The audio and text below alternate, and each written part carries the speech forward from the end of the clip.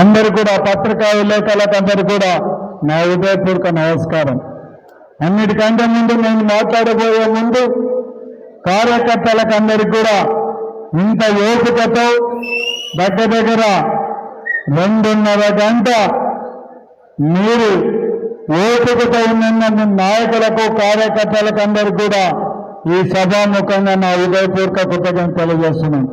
మన నాయకుడు జగన్మోహన్ రెడ్డి గారి ఆదేశం మేరకు బాబు గ్యారంటీ, బాబు సూరిటీ మోసం గ్యారంటీ కార్యక్రమం కింద ఈరోజు మన నాయకుడు మాట్లాడిన మాటలు కూడా వీడియో ద్వారా మీరందరూ కూడా వినడం జరిగింది.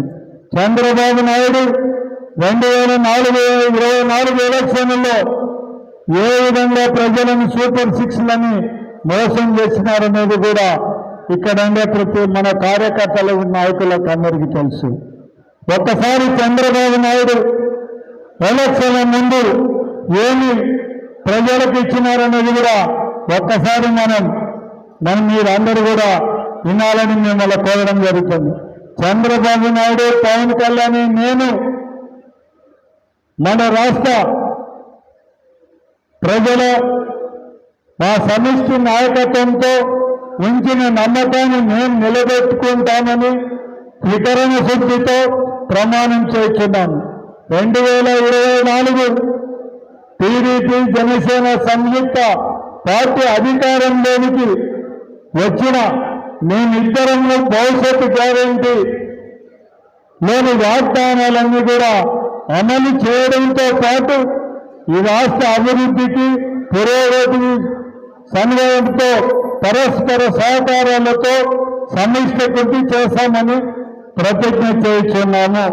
దాంతోపాటు మళ్ళా చంద్రబాబు నాయుడు గారు బాబు సూరిటీ భవిష్యత్తు గ్యారంటీ దాంట్లో కూడా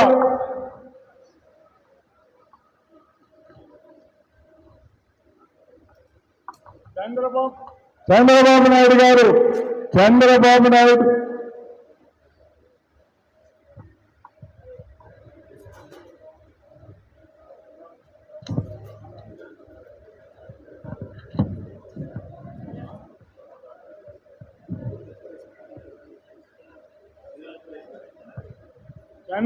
నాయుడు కూడా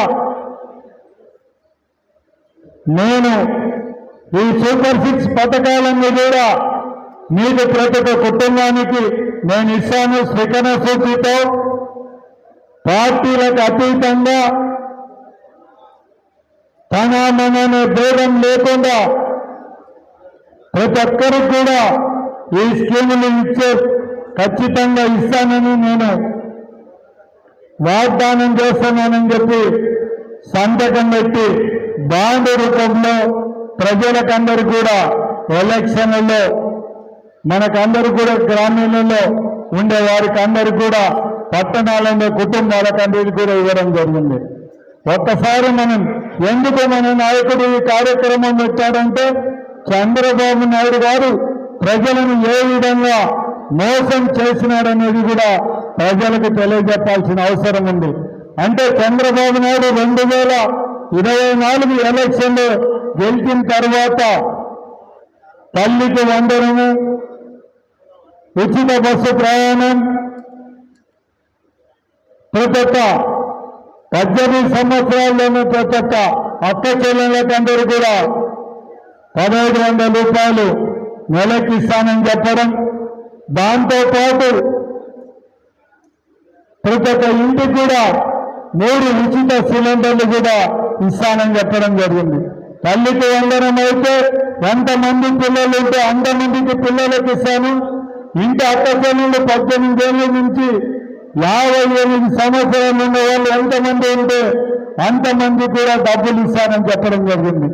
ఒక్కసారి చంద్రబాబు నాయుడు వాళ్ళు మనకు అంటే మా ప్రభుత్వం వస్తే మీకు ఇంత డబ్బులు వస్తాను ఒక కుటుంబానికి ఇవ్వడం జరిగింది. అంటే మీ కుటుంబానికి అందించే ఇతర సంక్షేమ పథకాలతో పాటు మహాశక్తి దీపం పథకం కింద ప్రతి ఒక్క కుటుంబానికి ఏడాదికి 3 సిలిండర్లు ఉచిత బస్సు ప్రయాణం పథకం ద్వారా స్థానిక బస్సులో మహిళలకు అందరూ కూడా టికెట్లను ప్రయాణం సౌకర్యం కల్పిస్తానని చెప్పడం జరిగింది.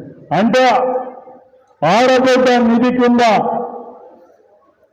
1500 నెల కంటే సంవత్సరానికి 18,000,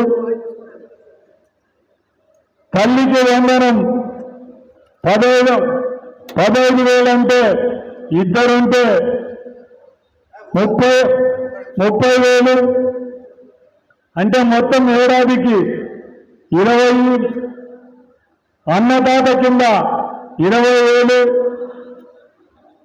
మళ్ళా యువగలం కింద నిరుద్యోగం ఎవరైనా ఇంట్లో ఉద్యోగం లేకపోతే వాళ్ళకు 3,000 అంటే 36,000 అంటే సంవత్సరానికి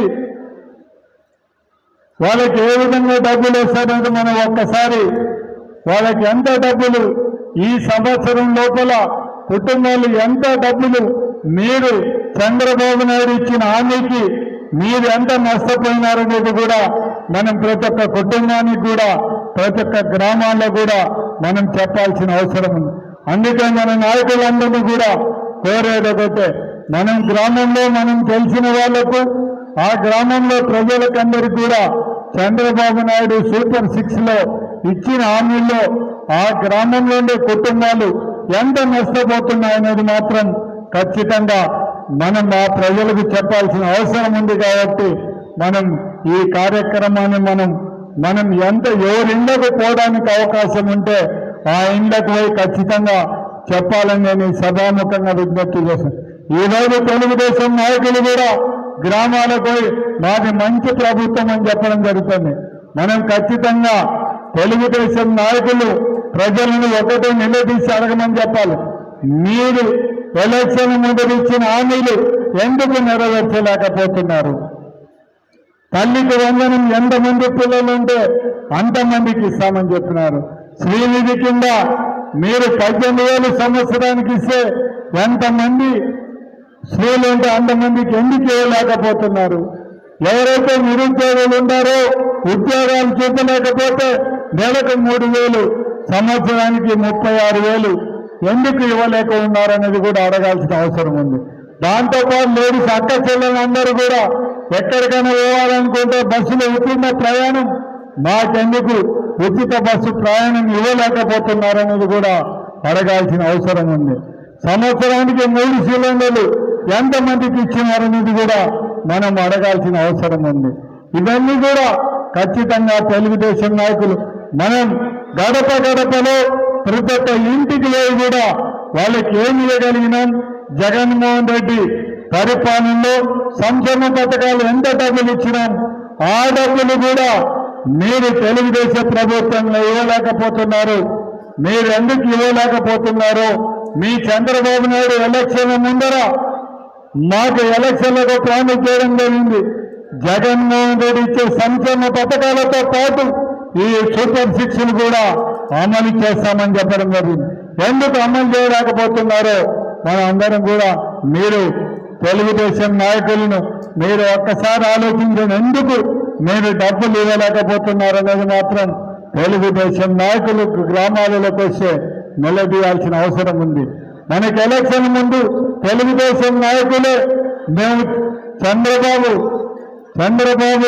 గ్యారంటీ, చంద్రబాబు సూటి భవిష్యత్తు గ్యారంటీలో మేమందరం కూడా మీకు ఇస్తామని చెప్పడం, ఆ భవిష్యత్తు గ్యారంటీ ఏమైందని మాత్రం ఖచ్చితంగా తెలుగుదేశం నాయకులను మనం నిలదీసి అడగాల్సిన అవసరం ఉంది. దాంతోపాటు ఈ సంవత్సరంలో తెలుగుదేశం నాయకులని గురించి మనం చెప్పాల్సిన అవసరం లేదు. మన నంద్యాల ఎంపీ ఒక ఆమె ఉంది, ఆమె పాండ్యంలో పవన్ కళ్యాణ్ సముద్రంలోకి పోయి సీత షిప్ అని చెప్పి పవన్ కళ్యాణ్ చెప్తే ఆ షిప్ను కూడా సీజ్ చేయలేకపోయినాడు.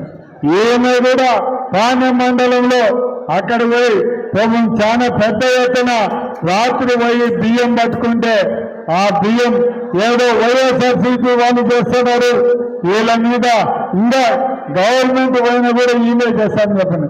అమ్మా శబిరమ్మ, ఇప్పటికి దగ్గర ఎన్ని రోజులు అయిందమ్మా? ఎవరు బియ్యం అందినారు? ఎవరు డబ్బులు తీసుకుంటున్నారు?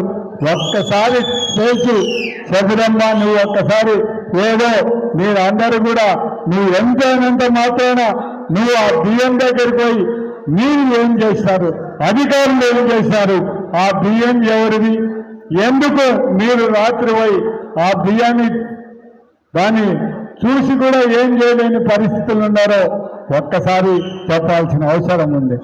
దీంతో మనం ఆ రోజు జగన్మోహన్ రెడ్డి గవర్నమెంట్లో ఓరోకలు కానీ, తాండం మండలం కానీ, గడివేముల మండలం కానీ ల్యాండ్ అక్వేషన్ చేసిన దాంట్లో ప్రతి ఒక్క రైతు ఎవరైతే ఆ భూమిలో సాగుండారో అటువంటి రైతులకు ఎవరికి అన్యాయం జరగకుండా డబ్బులు ఇప్పించిన ఘనత ఆనాడు జగన్మోహన్ రెడ్డి గారి కాసాన్ రాంగోపాల్ రెడ్డి అని మాత్రం నేను ఈ సభాముఖంగా విజ్ఞప్తి చేస్తున్నాను. మనం ఎంత భూములు తీసుకున్నామో ప్రతి ఒక్క రైతుకు కూడా ఖచ్చితంగా రైతుల వెంట ఉండి రైతులకు డబ్బులు ఇప్పించేంత వరకు పొరపాటున కూడా రైతులకు అన్యాయం జరగకుండా చూడడం జరిగింది. ఈ రోజు గ్రీన్ కో ప్రాజెక్టు 1.5 సంవత్సరంలోనే 2 సంవత్సరాల్లో పూర్తి చేసిన ఘనత